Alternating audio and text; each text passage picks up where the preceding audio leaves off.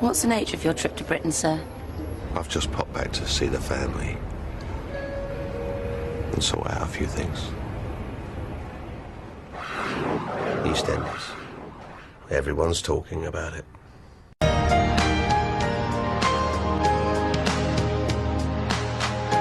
This, my sweet, is a petition for divorce. This is crazy. I've never attacked a woman in my life.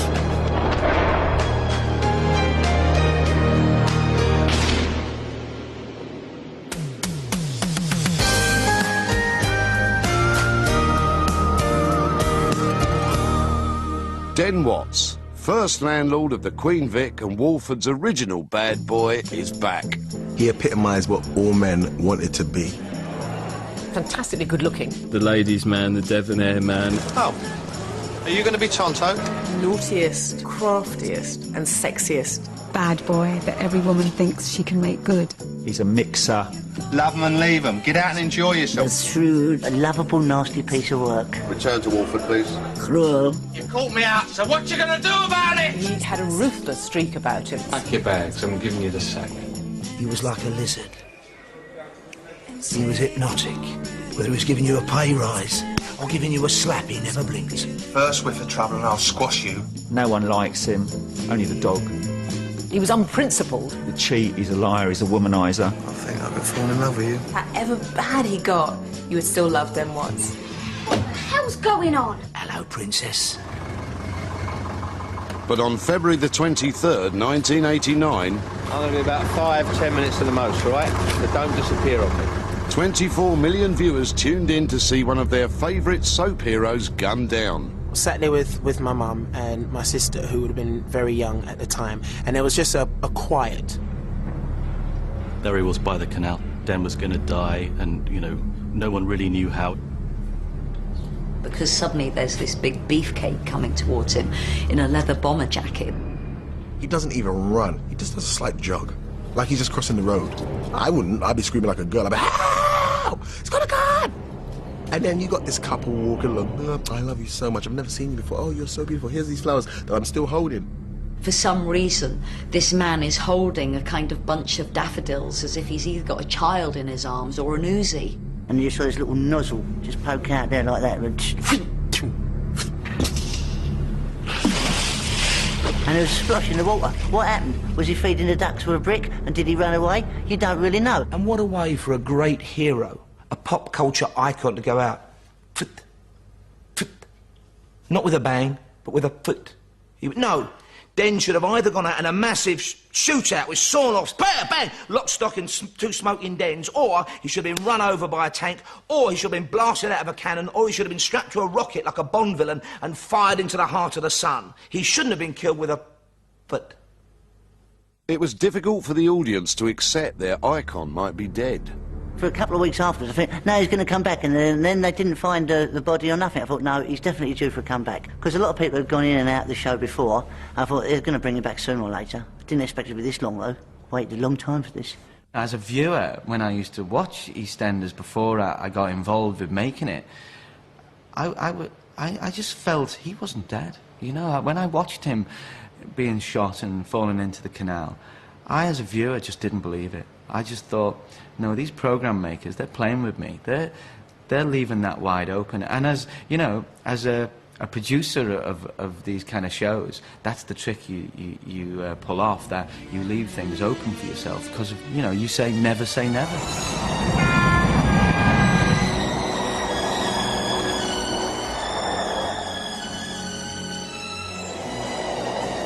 So tomorrow, after an absence of nearly 15 years, Leslie Grantham will return to EastEnders to resume the role of Dirty Den.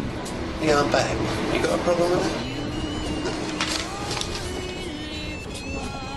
We followed Leslie on his first day back in Walford to discover how EastEnders have gone about bringing back an icon. I think I'm big enough and old enough and wise enough to realise that I haven't been able to escape from Den.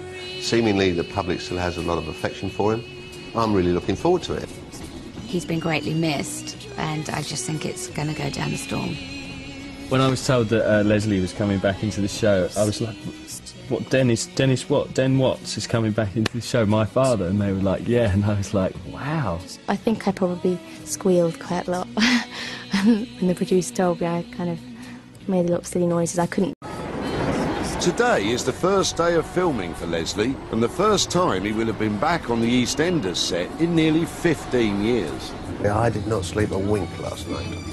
In fact, I look like a sock full of spaghetti tied up in the middle. I just hope that I can get through the scenes I've got today and I can relax a bit. The good thing about this train is actually, if I get overcome by my nerves, I can keep going. It stops at Luton Airport and I can just hop on a plane and disappear forever. Leslie said no to me on a few occasions that the time wasn't right to come back into EastEnders, and he was probably right in retrospect.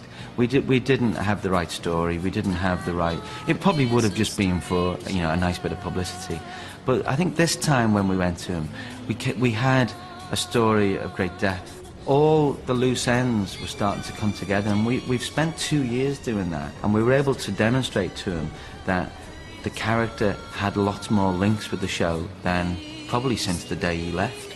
So it was ready to do with great depth and integrity. And he saw the story and said, yeah, I'm going to do it. I think the time's right now. Now, in retrospect, a Cockney Sherlock Holmes maybe could have smelt a rat about Dirty Den's demise. Because let's review the evidence, OK? Headless corpse. Why do that? Shoot the geezer, he's gone, leave him in the canal, that's it, game over. Then Sharon found a bit of the old tomfoolery, a bit of jewellery, a ring that had been Dirty Den's in the market. What was that about? Was somebody leaving a clue? Was somebody sending a signal? Had something gone on? Had there been an escape route? Would Dirty Den live to fight, lie, cheat and cheat again another day? I can't wait to find out. Den's really mysterious and unprovable death has been kind of like a loose end in the show for about 14 years. The viewers knew that. They knew it at the time. They knew the situation was being set up for him to return one day. And there's kind of a rule in drama that if you set something up, you've got to pay it off. So what really did happen all those years ago? And we made a rule when we were doing this that we couldn't change any of the facts. We had to live with everything that had been truly established. So what are the facts? Back in 1989, 2 weeks after Den was shot, Sharon got a visit from the police. You're far away. This won't be easy. You sure you can take this? It's just that the bloke we've pulled in has finally spilled the beans. You found him. No, not yet. But what we are certain of is that your father was shot. The guy on the bank, he saw the man who pulled the trigger. Whilst this confirmed Den had been shot, it posed more questions than it answered. It was interesting how vague his confession was. He admitted to seeing Den fall into the canal, but that was all he saw. He didn't hang around to see anything else. But how could they be certain? There were court documents, your father's prison number, letters to a solicitor. No, Dad. Well, we did find some blood on a blade of grass. Well, that's it then, isn't it? So far we know, well, at least he was hit.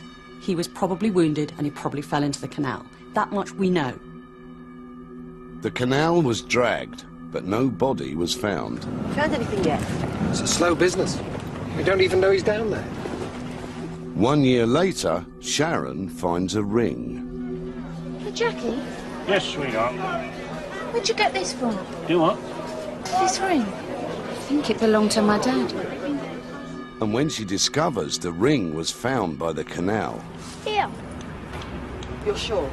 Of course I'm sure. It was here. Definite. The police are called in to search the murky waters once again. You found some? Yes, we have. Is it my dad? It's too early to say. Surely this body must be Den's. That ring that Den was supposedly wearing on the day that he was shot, that ring that supposedly fell off his decomposing finger. If you look back at the episode in which Den was shot, look at when he pays the taxi. There's a clear shot of both his hands. He is not wearing a ring. So who could have put it there? And how did he have the means to escape and create a new life for himself? Everything pointed to one person. Jan. You're the someone who helped him. You did it all. Yes. And Den's death sealed his legendary status. when he left, we were all, you know, left wanting. We all wanted more. Den is arguably the most iconic character in all soap. He works on so many different levels. He was actually the real deal. Sharp as a whip, thin as a razor, and he just looked dangerous, and he was funny, and he was running a pub. It was like every bloke's secret fantasy and every woman's secret kind of ideal Romeo. Den worked, but he hated him. It just worked. However bad it looked, however much trouble he got into with the firm, however many women he had on the go at the same time, somehow he would always come out top dog and he would always have that last line. If you think of him like a character in a Western, he has that kind of lean, mean, dangerous to know quality.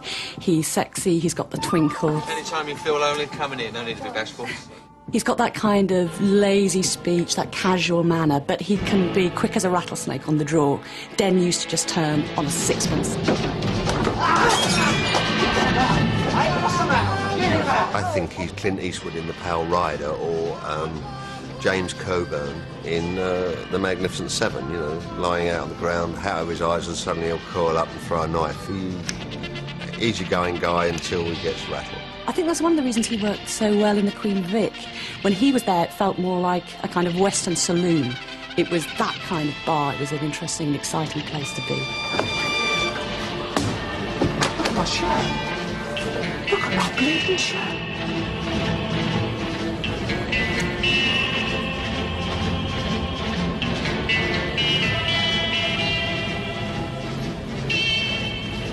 I'm approaching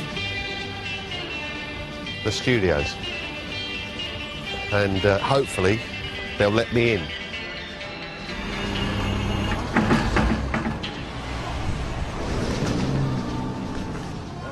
Home of EastEnders, Holby City, load of other rubbish that I'm telling you at the moment. Picking up my pass now. Hey lads, all right. Hide your faces in case you're wanted for the local police. Will an X do? X will be fine. Thank you. I'll put work down. Thanks. Cheers. There you go, thank you.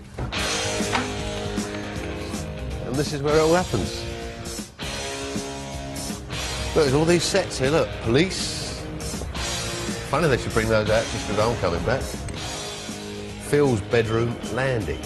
I think in the 15 years since Leslie has been out of the programme, his popularity has never waned, as far as I'm concerned. I always get asked about him. I got copious amounts of letters asking, you know, oh, is he ever going to come back? Is he this? Is he that? You know, he was just, you know, a massive hit.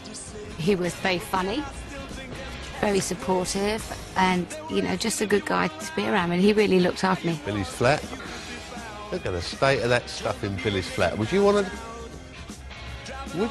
to actually... Oh, Billy. Me and Letitia talking about Leslie, and I was like, what's he like? And she just said, he's great, he's hilarious, and she says he's quite like you in your sense of humour, so she said, we'll just have a laugh.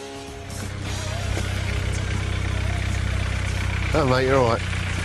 Yeah, I'll see. First day back on the job, I'm doing traffic duty. Mind you, could be worse. I could be putting the cones out on a film set. That's the lot. That's Albert Square. That's where it all happens. EastEnders. Look who's the first person I see. My lovely daughter. How you doing? How you doing? How'd you get on with your exams? All right? Yeah, they were good actually. One was a bit of a nightmare, but we won't go into No, no, don't do that. Last night was a bit of a nightmare for me. It's all right. How have you been? Fine. Missed you, love, but now I'm back. We're ready to go. Ready to go. You've been in the sun as well, haven't you? Yeah, I've been to Spain. Actually, it's where you've been. I did talk to Tish before Leslie came about what it was like and stuff, because obviously she knew him really, really well. And she advised me that he was a lovely guy, had a very interesting sense of humour that I would soon get used to, which I have, actually. And it is very interesting, a lot of fun. Whilst Leslie prepares himself for the day ahead, let's take a look at how the character of Den Watts became such a legend. To find out, we need to go back to the origins of the show itself. EastEnders was the brainchild of the late Julia Smith and Tony Holland. Julia was an established and highly respected director and producer and had worked with Tony, an eminent script editor, on programmes like Angels, District Nurse and Z-Cars. They'd been approached by the BBC to come up with an idea to help them win the ratings war. The BBC was being beaten very badly by ITV in the ratings, and of course, in particular, Coronation Street was the programme that was doing the damage. They needed a soap opera early in the evening to draw viewers in and keep them with BBC One for the rest of the evening. For the BBC, this was going to be a huge gamble. Julia and Tony then set about the enormous task of creating an entire world. We created the area, the postal district, the name of the streets, what the families did, the names and everything. Well-known names like Wendy Richard from Are You Being Served and Shirley Sheraton from Angels were natural choices for key characters. But the search was on for the actors to play Angie and Den Watts. They were terribly difficult to cast, and we saw lots of people. The actor who eventually did get the part originally auditioned for the role of Pete Beale, but Tony immediately saw his potential. Leslie Grantham came in, you know, with white knuckles, and we thought he's absolutely perfect. But did this actor, who grew up in Kent, have the credentials to play a true Eastender? They said things like, where were you born? And not being a very good liar, I said I was born in the East End, and they said, oh, fantastic. And I started telling this whole story about, you know, Bow and Stoke Newington and places like that, you know. He seemed to inhabit it completely. I mean, he was really strong. It suited him like a glove, and he shone out of the screen. Right, you having a 20? 20? Well, what's the matter now? Can we make it 15? Thanks, be right, boss. Sorry, Tom. In Mary's room?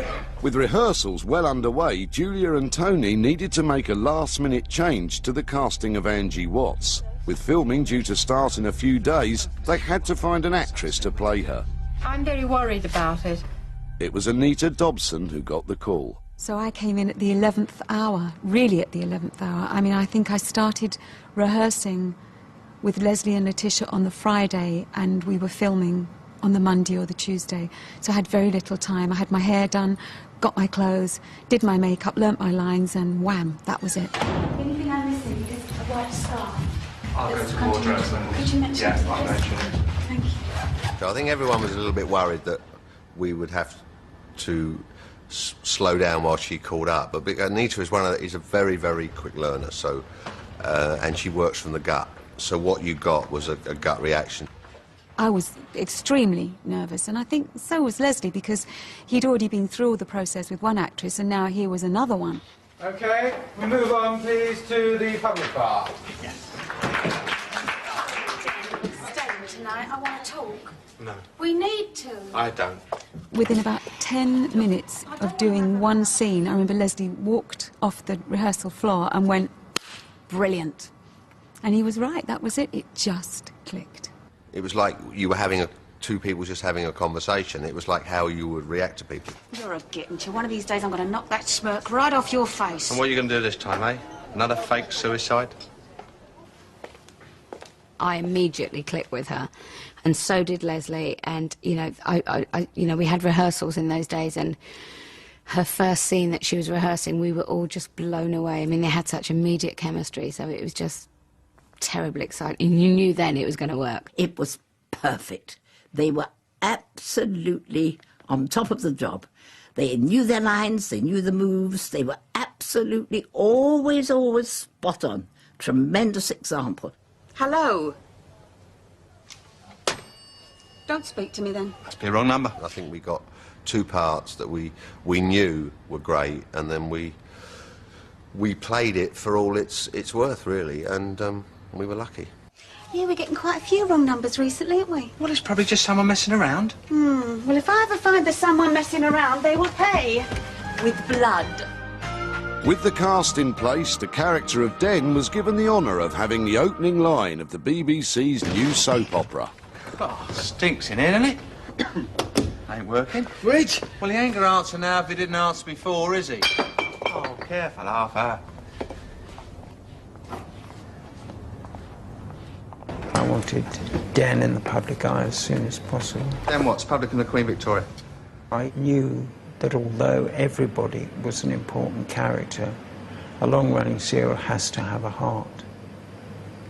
And I knew the Queen Vic and Den and Angie was the heart. 17 years to the day since we consummated our nuptials. Congratulations. Except that we never did. The first episode attracted a whopping 17 million viewers and huge press interest, but little could have prepared the BBC for the interest that Leslie Grantham attracted. It was a very, very big story. It was certainly something that absolutely came almost out of nowhere and hit everybody in the face.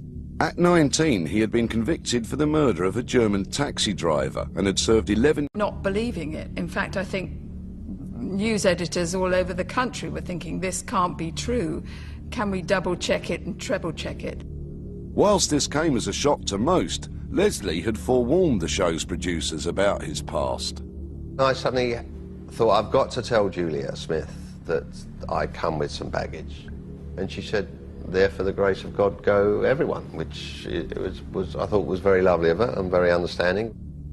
I would have fully understood it if she said, oh look, off you go. We were amazed like anyone else was. We didn't know what the powers would be were going to do, so we were left, you know, hoping they'd keep him on and develop the character, because he was a super actor. It seemed to me anyway, because I was involved in all that, quite obvious that, you know, here was a man, whatever he'd done, that he'd served his sentence, and that it shouldn't impinge at all on our attitude towards him.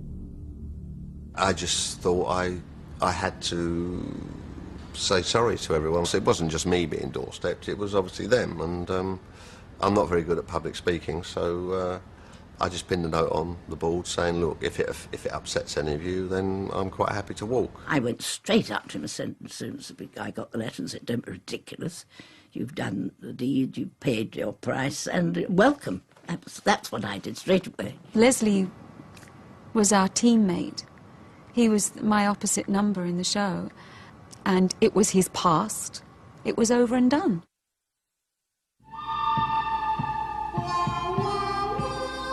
Back in Elstree, whilst Leslie waits for filming to start, he takes time out to visit an old friend. Some things never change. I actually lied, because things do change. None of this was here when I was here. There was just a sign saying to the station. You know, it's like going back to your school or where the house that you grew up in and you go, oh, it seems so small. The trouble is it's the reverse with Albert Square. It's so big now. Oh, look, Pete's stall. Pete's stall. Fruits fresh as the day it was bought. And there it is, look, the Vic. Home, sweet home.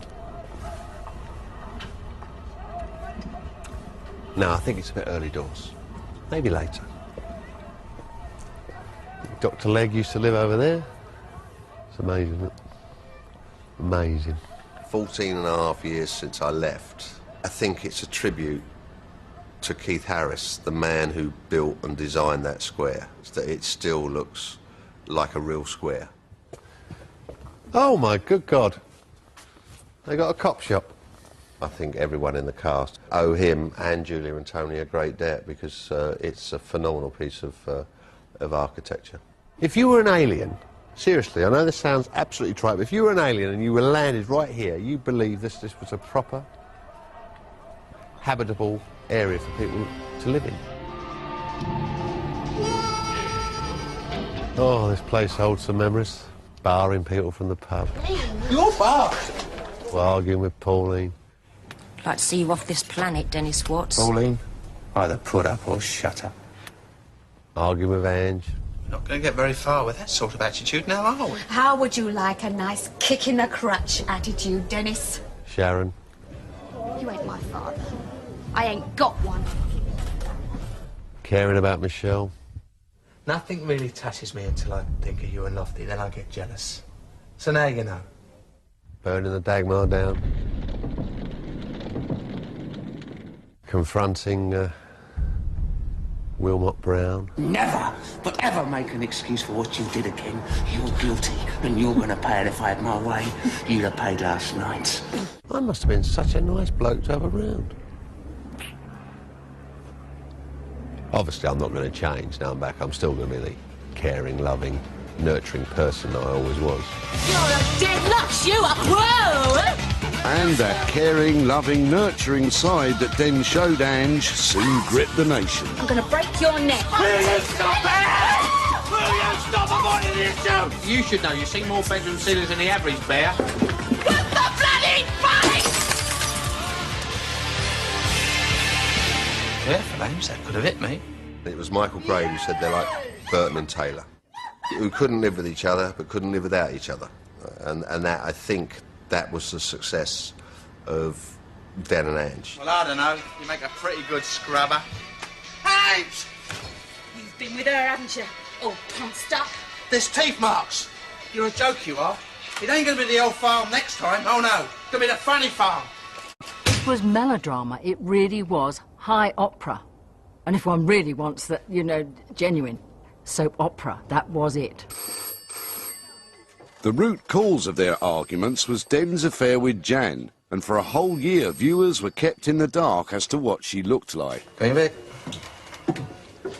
Yeah, hello, Jan. How are you, all right? When she did appear, the reaction she received was a bit of a surprise for unknown actress Jane Howe.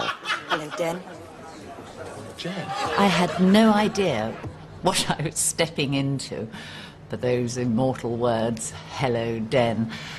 And I was incredibly surprised. I couldn't believe it when the episode went out and all the papers were on the phone and they were offering huge sums of money for interviews, and it was just chaotic. It was extraordinary for just a jobbing actress. She was different. She was the big wide world. And it wouldn't matter if she'd have been from, you know, if she'd have been black, white, pink, green, wherever. It was something that was totally alien to his environment. For Den, she was exotic, and she was a bit special, and she knew about wine. She wasn't always on the G&Ts like old Angie. You wouldn't be caught dead normally in a boozer like the Queen Vic. So she was his lovely bit of posh, and he was her bit of rough, and it was two sides of British society colliding with a fantastic and very sexy bang. He's a very attractive man, and he's witty and funny. And I think the combination's fairly devastating, really. You still love me? You are an arrogant pig. True. That's why you love me. As the relationship intensified between Den and Jan, it became clear to Angie that she could be about to lose him. I'm leaving, Ange. But Angie had a trick up her sleeve that made it impossible for Den to leave. I mean, this was a desperate woman, and one got the impression that she'd just thought of it 2 minutes before the words came out of her mouth. I've got 6 months to live. What? I've got 6 months to live. Not long, is it, Den? 6 little months. And you're kind of thinking, is this true? Has she? And for a moment you feel terribly sorry for her. You think, oh, they've got to kill Ange off. She's going to die. This is awful. And then slowly you realise that she's having a game, and what a great game. So you got 6 months to live. Is that what you're telling me, eh? Well, what you got wrong with you? Den, I don't want to die. I don't want to die, Den. You've got to help me. You're all I've got, Den. I don't want to die. I don't want to die, Den. Please. It was just her way of just desperately trying to claw him back and get him to say, I love you, I'm here for you. I don't know how she thought she'd get away with that, because when the 6 months were up and she wasn't dead, he's obviously going to suss, isn't he? He's going to think, whoops, something's wrong, she's not getting thinner, nothing's happening, she's as healthy as she ever was. Don't know how she thought she'd get away with that. And she didn't. I told him a lie. A great big fat whopping lie. Not a little white one, oh no, a great big black one. Great TV and great TV drama, of course, is about wonderful moments. If he ever found out, he'd kill me. Yeah, he would. That is one of the great moments of British television. He'd kill me. And the secret was out, and he looked like thunder, and we all felt, poor Angie. And what was so good about it was wondering, what's he going to do now? Where is this story going to go? As far as he was concerned, that was the end of Angie. Right, love, on your bike, it's over. I overheard everything you said. Curtains for you. And you know that from then on in, Angie's in for some serious trouble because he will get his own back. And he did, big time. And a record-breaking 30 million viewers tuned in to see How on Christmas Day in 1986. Now, when Dennis finally tells Angie he wants a divorce, that's another one of the great scenes of British soap. Christmas television is usually just awful, tasteless, bland, tinsel-top pap. And suddenly there was this amazing action of a man being so hateful and horrible to his wife. Everybody's nightmare of what a family Christmas should be. Thanks for the best Christmas ever, Den. Our last one. And Den was doing it, and he was doing it with a smile, and it was wonderful. I don't want to get morbid today of all days, but it scares me. I don't think I can keep up this performance 24 hours a day. Oh, you could keep this performance up for a lifetime. Den was very, very calm, and he used to use that sort of very quiet way of talking. I'm confused, too soon. I remember that. And he was wicked. That was wicked. Like on the Orient Express. Like in the bar. Remember, Ange? I was sitting 4 feet away from you, lapping up every word. And it was Angie's face with those big eyes, just looking, thinking, oh my God, I've blown this one big time. This, my sweet, is a letter from my solicitor telling you that your husband has filed a petition for divorce. Happy Christmas, eh? I suspect one of the greatest scenes that's, ever been in Soapland, really. I never thought that, some silly scene about a husband giving his wife divorce papers would get 30 million viewers. God, it's...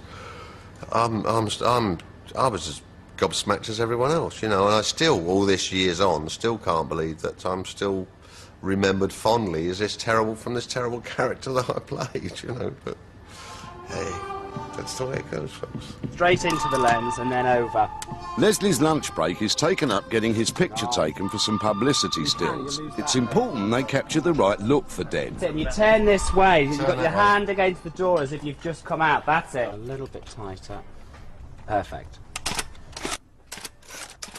Fabulous. I haven't actually left because I can't escape it, I've never been able to escape Den. Kids of 8 and 9 in the streets said, "All right, Den." Even my little boy, Danny, when he goes to school, he comes home and says, "Oh, Dad, you were in eastenders." Go. Be asked back. I think it's very flattering. It's nice to come back and basically wear the shoes again. It was like he'd never been away. 16 years had fallen away, and we'd lost them somewhere along the line, thrown them in the trash bin by mistake. He is no different. We've all got a few more lines, and, but he is just no different at all. I don't know if you've seen, there's a picture of Timothy Spall, a really famous picture of Timothy Spall sitting on an inflatable chair in a suit. Oh, yeah. They want to do that. Yeah, fine. Yeah? Whilst Leslie's relationship with the media is carefully managed today, the instant demands of the press in the early days took everybody by surprise. I don't think the BBC expected that the show was, going to be such a phenomenon. Forget Bay City Roller Mania, forget, Beatlemania. The 80s were Den Mania. Carved by another's hand. He was the first big soap star to kind of have that adulation that pop stars were having and that David Beckham has now. Thank goodness I never had to cover any of the stories, but I know that they were absolutely wild and that women wanted him to write his name on all parts of their anatomy.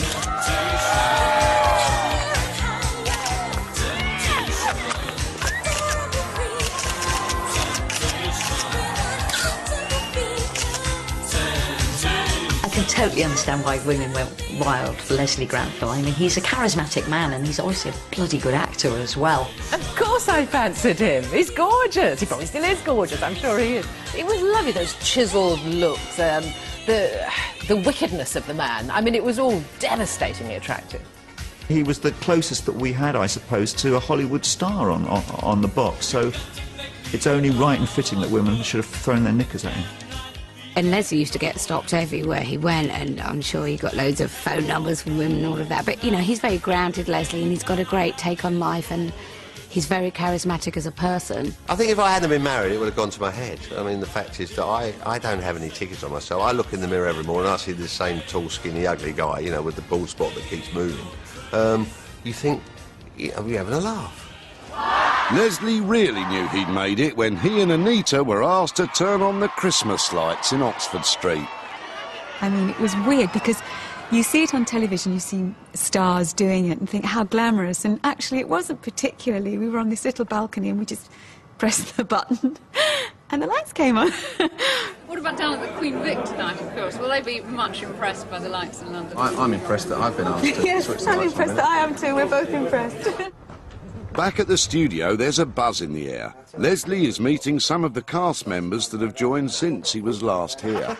Leslie's making his triumphant return back to Albert Square. But if we'd like to go and get to have a little chat to you about, as you know, he's been introduced to some new cast members, because there's only a few here since he first went. Killed by daffodils, resurrected by a pot plant. It's going to be happening only on this show, folks. If he starts getting a bit big time, 2 words: Fort Boyard. Soon shuts him up. Let me So, sir, how's it feel to be back? I don't know, now I've seen that show, I'm not sure. No, come on, in right. Yeah. How's it feel to be back? It's been absolutely static. It's great. There's a great buzz when he turned up. Everyone's going like, a lot of people. How much was he earning? No, a lot of people thought it was Leslie Nielsen. A lot of people think Leslie Nielsen or Leslie Phillips. People going up to go, hello. But I keep saying it's not him. It's Leslie Grantham, the other one. You know what I'm saying? Thanks very much. Anyway. Yeah, cheers, mate. Thank you. Right, talk to you later. Right, thank you. This is what it's been reduced to. If it's not Big Brother, it's getting foul comedians on the show. Whilst Leslie's easygoing nature has endeared him to the cast, it was Den's bad boy image that made him popular with the viewers. I think blokes liked the character Den because he got away with everything. It's got to be done, and I don't want the filth called in. I used to love him. Sit there watching, ooh, that's me, I'm not listening to it. Den was a bit of a jack lad, eye for the women, eye for the half chance. If there was a scam to be involved in, Den was in it. He was king of a small dung heap. He'd been a petty crook, more or less all his adult life. But the police were always calling round at the Vic as they were sort of hurriedly putting a box of knock-off goods under the bar. We got company. Morning, Mr. Watts. Mrs. Watts. Hello there. He was always selling bent stuff behind the bar, you know, like bananas and boomerangs or stuff like that, or videos, whatever it was, you know, that he had. Den was like King Rat in Walford. He was the man you saw if you wanted something sorted. If you needed advice because your old man was going inside, like when poor old Arthur Fowler did, who do you talk to? Den will put you right. There's a mate of mine on remand, the same nick as Arthur now. I've given him some stuff to give to Arthur, like toothpaste, tobacco, shampoo, that sort of stuff. Now, are you allowed to do that? Yeah, of course you are. I'll give it to him, he gives it to Arthur for a bit of dropsy. If you've got some dodgy gear, if you want to buy something cheap, something off the back of a wagon, Den would be the man who'd get it, whether it was duvets or videos or whatever you wanted. How much do you reckon these go for in the shops? There is a radio, a cassette, and an aerial. Well, go on, how much? 30 quid, maybe 35. 30. But to favoured customers, 15. It's got to be a bargain. Crizzy prezzy of a lifetime. Whilst Den was happy to take advantage of his customers, he wasn't prepared for anyone to take advantage of his daughter. You're too good for him. You've got brains, you've got looks, and you've got an education. You can do better than him. What's wrong with him, Dad? I don't know. I can't put my finger on it. There's something about him I don't trust. Sharon was and always will be Daddy's girl. Daddy's little princess. Dad, it's no big deal. We'll just have a bit of a laugh together, that's all. He wanted her wrapped in a world of pink frills and little frou-frous and girly soft toys, and he did not want to even think of her snogging a boy, never mind doing anything else. He wanted to choose her boyfriends. He hated the way that she dressed. Do you like this skirt? Yeah. It's very nice. Had this wonderful little 80s broadly anglaise, high-heel boots, pink tights, and crawling along the bar. What about my legs? And she was like coming on to him all the time. Oh, look at my legs. What do you think of my legs? They're lovely, aren't they? Have I got the right legs for a mini? Yeah, of course. Do you like tights? Most men are turned off by them. Right, then all of a sudden, Daddy came out. And that's all Daddy's, I'm sorry, right there. You know, he's sitting there, right, cleaning the glasses. She's like, do you like me? Do you want to touch my body? He's like, nah! You slut! Den! Stop! I've heard such disgusting talking all my life. And he slaps her around the face, and you could hear it. He actually slapped her. Stop it, she weren't doing nothing. Do you? And she's like, Daddy, no, shut up. daughter acting like a whore! And get up them stairs, and you, keep out of it! Den still didn't like his little girl having kind of sexual interests in somebody else. It was almost bordering on an incestuous relationship, you know, even though that was never, ever touched upon. But the way Den was played, you kind of thought, oh, you know, will he kind of go a step too far with his daughter? He didn't want Sharon to marry a guy like Den. He didn't want Sharon to be like Angie. He didn't even want Sharon to be like Michelle. Not surprisingly, as he knew that Sharon's best friend was about to have his baby. For a few weeks, the viewers had known Michelle was in the family way, but a great mystery surrounded who was the father. The who's the father of Michelle's baby storyline unfolded brilliantly, and it was well directed, and there was a lot of genuine tension and a lot of speculation. Numerous guys answering their telephone and then jumping in the car as a result of Michelle making a phone call. Hello? No, it's me. How are you? I need to talk to someone. I want to talk to you. I had my money, well, pocket money, on Andy. I can't remember why. I was probably too young at the time to actually formulate a proper hypothesis, but it was like, it's got to be Andy, it's him. We were all suspects, so, you know, there could have been half a dozen of us, really. You know, there's Lofty, myself, Ali, for a minute, you know, a whole lot of us. We all knew it definitely wasn't going to be that Div Ali in the cafe. And that's the bloke in the van, you know, I've forgotten his name, but he wasn't going to be the bloke in the van. He had to be dead, you know, but you just know he's dead, he's got to be dead. When you saw Rowley jump out, obviously that was the first confirmation that it was Den. It was like... When it came out it was Den, I was like, oh, I'm a bit disappointed because I thought, oh, I want to be the one. But no one knows what exactly happened, what's involved, who's involved. I was personally disappointed by the end of it, by the denouement, by the fact that it was Dirty Den's baby. A, because once again we had another boring shot of Rowley the poodle. And what self-respecting public or whatever, blooming great woolly dog like that. But also because you kind of think, no, she was Sharon's friend. She was like, you know, the same age as Sharon, and Den didn't want Sharon to grow up, so I don't think he'd have... Even Den, I don't think, would have taken advantage of Michelle at a low moment. But it was still great television to talk about, and the whole nation was gripped. It was classic material for that time. Yeah, it's probably for that time made you... Shock value was like... But that's what EastEnders was about. It was always that shock before the jum, jum, jum, jum, jum, jum, jum, jum. Look, this sounds callous, but I'm going to put my cards on the table.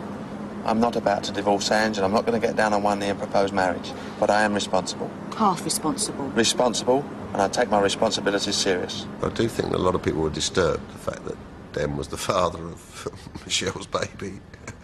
Don't know why. I mean, I can't think off the top of my head why, but they were. It was interesting because soap operas usually took a very high moral line, but this soap opera was saying, it's happened, she's going to get on with her life, it hasn't ruined her life, let's support schoolgirl mums. And I think that was very brave. If it's what you want, and you think you can cope, then I think you should have the baby. I don't think things like that had really been seen in a soap. There's a lot of taboo, there's a lot of intimacy, there's a lot of drama, there's a lot of nastiness involved with that. No wonder we lapped it up. That's a great storyline. Brings out the worst in British people. You won't say a word? I'm not about to blow the gaff on you if that's what you're worried about. I don't want anyone to know, ever. So you don't have to worry about that. From this point on, Dennis Watts would always be known as Dirty Den. It's very, very important for any character on TV to have a nickname. It makes them more than familiar. What goes with D? Well, he wasn't Dippy, that was Lofty. He wasn't Druggy, that was someone else. He was Dirty, and that was it, beautiful. Although Den was dirty and up to no good most of the time, he was fiercely loyal to those he cared about. If you want somebody cautioned, sorted out, if you wanted a kneecap broken or an ear turned into a cauliflower, see Dirty Den. He was just kind of old-style East End, you know, we run this square and we look after our own sort of thing. Crossing Den was not advisable. I think Den was really, really tough. He'd have you for dinner if you wanted to. And woe betide anyone who hurt his friends or family. If you're going to upset Den, then you should leave Wolford immediately. Wilmot Brown. He's just raped the wife of my best pal. Sorry to hear that, but I didn't quite see what that has to do with us. I want him out of the way. Whoa, hold on, Danny boy. And if you people don't do something about it, then I will. I'll fix that bastard one way or the other.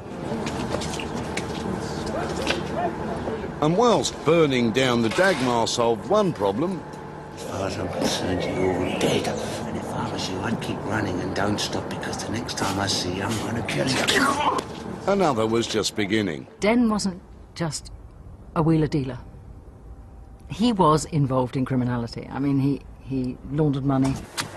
Don't tell me it's another birthday. It's 500 there. You give me 450, we'll call it quits. You knew that some of his associates were deeply criminal. The thing about the show in the early days was it didn't show that. It wasn't in your face. It was suggested. So there was an almost attractive shadiness to his character. It all was just in the shadows of criminality. Hello, Dennis. We're going for a little ride. Once the firm had Den in their clutches, they weren't prepared to let him go. Sure lucky day, Den. You could have fooled me. You're going on a little trip. Somewhere nice and sunny. Get yourself a nice tan. So what if I say no? Den will push his luck and push Chance's arm right until the last minute. And if he sees the other bloke's not going to budge, then Den will laugh and walk away. If he sees the other bloke's fear in his eyes, then Den's got him. Scared? What's the matter with you, stupid? Of course I'm scared. It's a chance to wipe the slate clean, Den. Not just with the brewery, but with the firm. You know that Dirty Den could have eaten those guys alive. He was the hardest man in that room, and yet he had to pretend to be, oh, I never boxed, that's all my strength. I know how to behave myself, only nicking a few little duvets. I do as I'm told. And you know that that would have really choked the real Dirty Den. He'd have had a plot, a scheme, something to get one over on the firm. No matter how many of them there were, no matter how tough they were, Dirty Den would have turned out triumphant. But Den never had the chance to get even, as Leslie dealt the show's producers a heavy blow. He decided to leave. I said I don't want to do it anymore. Just will never work for the BBC again. Believe it or not, I never have. The problem was compounded by Anita Dobson and Tom Watt deciding to leave the show at the same time. Julia came up to me and said, do you know Anita's leaving? I said, well, I did hear, and Tom's leaving. I said, well, I think it's very sad for the show. She said, well, the writers feel that you're the only one they can't get rid of straight away. Could you help us out by staying on for a couple of weeks? I think that Leslie has got to be pulled right back. They then came up with this idea in 5 weeks that we would shoot a whole year's filming. Why, Den?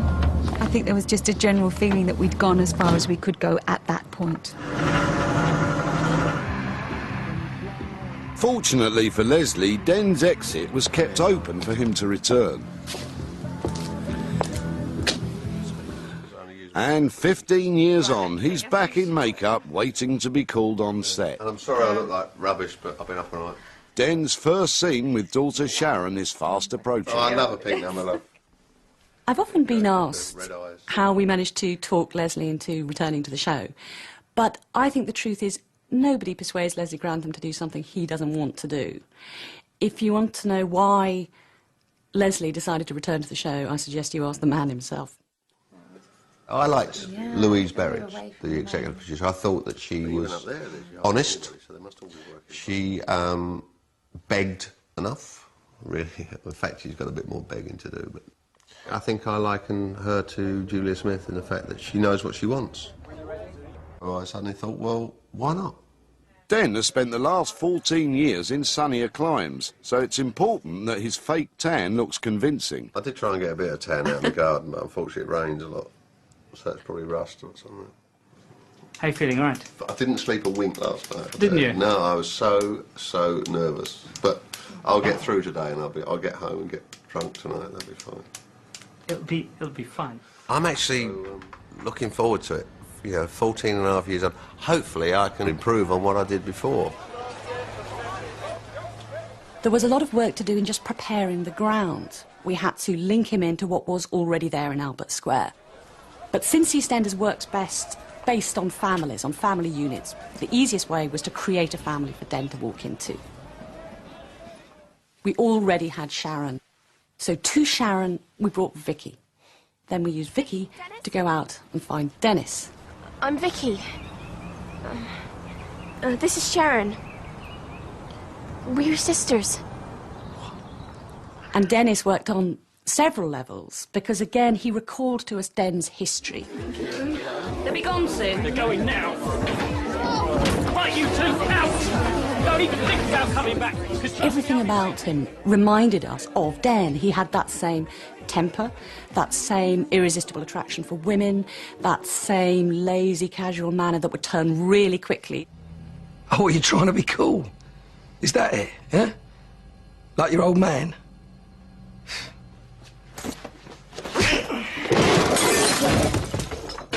Everything about him made the characters start to remember Den, and it made the audience remember Den too. So he was already in the forefront of their minds before we even began the story that would bring him back. You going to tell me what happened?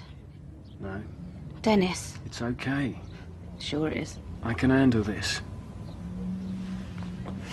You know, Dad was like this sometimes. Like what? Always something going on he wouldn't talk about. You know, if things had been different, I think Dad would have really enjoyed getting to know you. I feel really lucky and really privileged. The other night we were filming and it was like 2 in the morning, we're doing a night shoot, because a lot of when I meet Leslie happens overnight.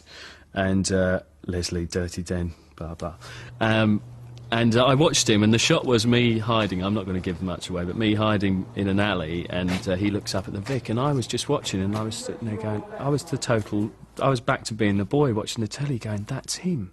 That is Dirty Den. And it sent tingles up my spine, and then he walks past, and then I come out into shot, and I was like, oh, I've got to get it together, because I literally, that split second, I was like, wow, and he hasn't changed a bit, has he? He looks really, young still. He'll pay me for that. That'd be good. It's difficult when you meet someone like that to disconnect them from a character that you know so well and from the legend that everyone talks about. It's quite hard to kind of draw a line and say, well, actually, this is who Leslie is. He clocks you and hides. I'll come back to you on this shot, see you look out to down the street to where he is. There was a real buzz when he came on set. Everyone kind of went, oh, that's Leslie. It was all like, oh gosh, and what do you say to him? And it was funny watching directors and seconds and firsts and stuff talk to him and try and get him to, do stuff this way. Because what can you say to Leslie Grantham? What can you say to Dirty Den? It's just, everyone was kind of dumbfounded and a bit like, we were all a bit stuck for how we were supposed to approach him, I suppose. One of my fears, obviously, is when I return to Elmer Square, is how my little princess is going to react to Dad. Because don't forget, she's lived for 14 and a half years without her dad, and 13, 14 years thinking he's dead. Is she going to say she's washed her hands of me and she never ever wants me again? Have I made a wasted journey? The glamour's arrived.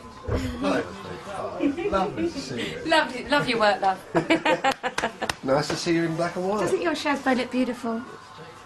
Is that a wig? Of course not, babe. No? What is in it? What have you got in it? She's been Hair caviar?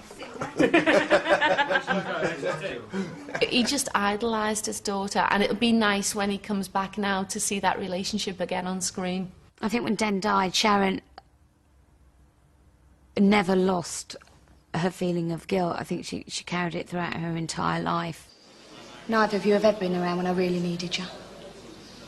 So I'm washing my hands of the pair of you. I'm on my own now, and I'm going to make my own way in life. Oh, I'll have problems, no doubt, but I don't think I could do any worse than you two now, could I? I think when Sharon sees her father for the first time in 15 years, I think she'll probably want to punch him and hug him at the same time. It would just be so overwhelming, so, yeah. Right, it's a bit weird, isn't it? Oh. Yeah, it's weird. Nice suit, Ailey, looking good. What will be exciting is what happens now. Because they're all in the nest together. And when he comes back, oh my goodness, so many sparks can fly. And this one, this blue here fits in. Here, if you... angle that in that way a little bit. In the studio, preparations are taking place for the scene where Den returns to Wolford. You've got to keep a reality check on soaps. That, you know, if you're not careful, you can keep trying to top the last story that you've done, and you can become very sensational, and it's not long before you've got the aliens landing in the middle of the square. So you've got to keep reminding yourself of that, and reminding the writers and producers to keep it real. We ready for me?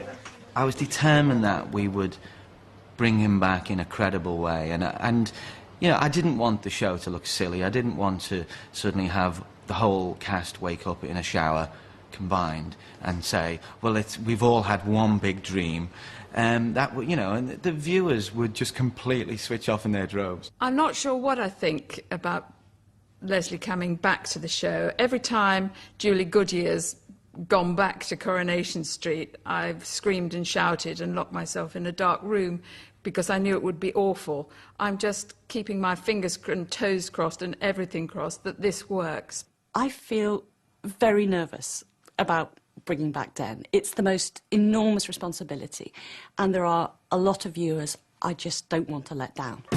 Go on then. And she's probably as apprehensive as I am, and she probably is not sleeping now, worrying that she's done the right thing. Don't worry, Louise. I'll stick with me, kids, you'll be all right. 49, scene 17, shot 53, take 1. I think Dirty Den's return will put the EastEnders lot back in touch with their roots, with the beginnings of the series. Sharon's back there. A lot has happened. He's got to catch up on a lot. We want to see how he's changed, where he's been. It's lovely for me to have Leslie back in the show. He hasn't changed a bit. He's still got a very cheeky, naughty sense of humour, and lovely to work with. It's a great opportunity to work with him, and to, you know, you're going to see a whole new side of Den's actual parent. He's never had a parent, so it was just great. He's always looking out for me, sort of. How are you getting home? You know, have you eaten this lunchtime? And I'm like, Leslie, I'm cool, just keep it, you know. No, it's kind of becoming like my second father, which is a bit scary. I think Den Return to EastEnders is one of the best things that's happened in the past 13 years. Oh, I love it. I can't wait to go. I don't want to talk about it, all right? Shot 75, take 2. And action. He's the biggest star that EastEnders have ever seen. This time round, he'll be even nastier and even worse than he was before, so watch it. Certainly the biggest thing in EastEnders this year. It's something that we've been waiting for a long time. I think we're all going to be glued to our screens. He'll be like one of the great train robbers returning to his patch. He'll be like, you know, some old crook who's been away returning, still think, because, you know, the 80s was a long, long time ago now. You know, that's over 2 decades, an awful lot has happened in society and in Wolford, and Den's got a lot of catching up to do. Action. I've got something for you. What?